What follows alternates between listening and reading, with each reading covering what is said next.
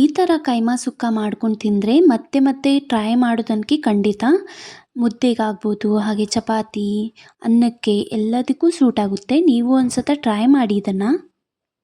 2 onion cut ಮಾಡಿ ಇಟ್ಕೊಂಡಿದ್ದೀನಿ, ಹಾಗೆ ಕೊತ್ತಂಬರಿ, ಸಣ್ಣ ಟೊಮ್ಯಾಟೊ ಬರುತ್ತೆ ಅದು, ಆಮೇಲೆ ಅಲ್ಲ, ಹಾಗೆ ಬೆಳ್ಳುಳ್ಳಿ, ಈಗ ನೋಡ್ಬೋದು ಏಲಕ್ಕಿ, ಲವಂಗ, ಮೆಣಸು. ಇವಾಗ ಅರ್ಧ ಕೆಜಿ ಕೈಮಾನ ತೊಗೊಂಡಿದ್ದೀನಿ. ಇದೆಲ್ಲ ಐಟಮ್ಸ್ ಬೇಕಾಗುತ್ತೆ. ಮೊದಲಿಗೆ ಕೈಮಾ ಉಂಡೆ ಮಾಡ್ಕೊಳ್ಳೋಣ. ಇವಾಗ 2 ಆನಿಯನ್ ಕಟ್ ಮಾಡಿ ಇಟ್ಕೊಂಡಿದ್ದೆಲ್ಲ ಅದು ಹಾಕ್ಕೊಂಡು ಅರಿಶಿನ, ಉಪ್ಪು, ಖಾರ ನಿಮ್ಗೆ ಎಷ್ಟು ಬೇಕೋ ಅಷ್ಟು ಹಾಕ್ಕೊಳ್ಳಿ. ಆನಂತರ ಚೆನ್ನಾಗಿ ಮಿಕ್ಸ್ ಮಾಡಬೇಕು. ಇದನ್ನು ಒಂದು ಹದಕ್ಕೆ ಬರಬೇಕು, ಕೈಮಾ ಉಂಡೆ ಕಟ್ಟೋ ಥರ ಹದಕ್ಕೆ ಬರಬೇಕು. ಆ ಥರ ಚೆನ್ನಾಗಿ ಮಿಕ್ಸ್ ಮಾಡಿಕೊಂಡು ಇವಾಗ ನೋಡಿ ಇಲ್ಲಿ ಯಾವ ಥರ ಕಟ್ಟಿ ಇಡ್ತಿದ್ದೀನಿ. ಎಲ್ಲ ಕಟ್ಟಿಟ್ಕೊಂಡು ಸೈಡಿಗೆ ಇಟ್ಕೊಳ್ಳೋಣ.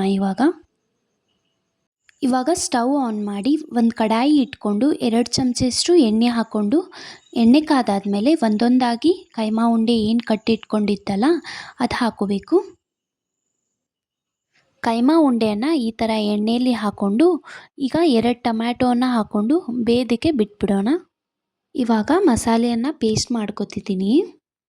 ಫಸ್ಟಿಗೆ ತೋರಿಸ್ದಾಗೆ ಎಲ್ಲ ಮಸಾಲೆಯನ್ನು ಹಾಕ್ಕೊಂಡಿದ್ದೀನಿ. ಇವಾಗ ಎಕ್ಸ್ಟ್ರಾ ಹಾಕ್ಕೊಂಡಿದ್ದಂದರೆ ಕೊಬ್ಬರಿ ಮಾತ್ರ. ಪರ್ಫೆಕ್ಟಾಗಿ ಬಾಯ್ಲ್ ಆಗಿದೆ. ಇವಾಗ ನೀರು ಹಾಕೋತಿದ್ದೀನಿ. ನಿಮ್ಗೆ ಎಷ್ಟು ಬೇಕೋ ಅಷ್ಟು ನೀರು ಹಾಕ್ಕೊಳ್ಳಿ. ನಾನು ಸುಕ್ಕ ಮಾಡ್ತಿರೋದ್ರಿಂದ ನೀರು ಸ್ವಲ್ಪ ಕಮ್ಮಿನೇ ಹಾಕ್ಕೊಂಡಿದ್ದೀನಿ. ಮತ್ತು ಇವಾಗ ಖಾರ, ಅರಿಶಿನ, ಉಪ್ಪು ಹಾಕ್ಕೊಂಡು ಚೆನ್ನಾಗಿ ಮಿಕ್ಸ್ ಮಾಡಬೇಕು. ಲಿಡ್ ಕ್ಲೋಸ್ ಮಾಡಿ ಒಂದು 10 to 20 ಮಿನಿಟ್ಸ್ ಬಿಟ್ಟರೆ ಈ ಥರ ಎಣ್ಣೆ ಬಿಟ್ಕೊಂಡಿರುತ್ತೆ, ನೋಡ್ಬೋದು ನೀವು.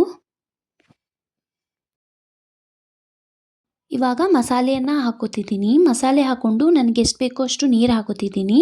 ಸುಕ್ಕ ಮಾಡ್ತಾ ಇರೋದ್ರಿಂದ ನೀರು ಸ್ವಲ್ಪ ಕಮ್ಮಿನೇ ಹಾಕ್ಕೊಳ್ಳಿ. ಚೆನ್ನಾಗಿ ಮಿಕ್ಸ್ ಮಾಡಿಕೊಂಡು ಲಿಡ್ ಕ್ಲೋಸ್ ಮಾಡಿ ಮತ್ತೆ ಒಂದು 10 ಮಿನಿಟ್ಸ್ ಕುದಿ ಬರೋ ತನಕ ಕುದಿಸ್ಕೊಂಡು, ಆ ನಂತರ ಕೊತ್ತಂಬರಿ ಹಾಕ್ಕೊಂಡು ತಿಂತಾಯಿದ್ರೆ ಸೂಪರಾಗಿರುತ್ತೆ.